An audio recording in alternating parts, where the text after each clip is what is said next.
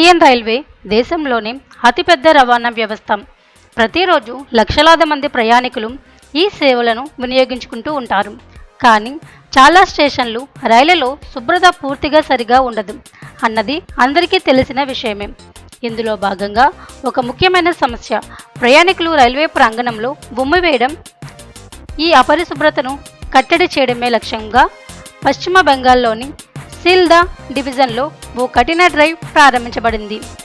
ఒక్క ఏప్రిల్ నెలలోనే 6,193 ఉల్లంఘనల కేసులు నమోదు అయ్యాయి. వీటి మీద మొత్తం 7,61,070 దాకా జరిమానాలు వసూలు చేశారు.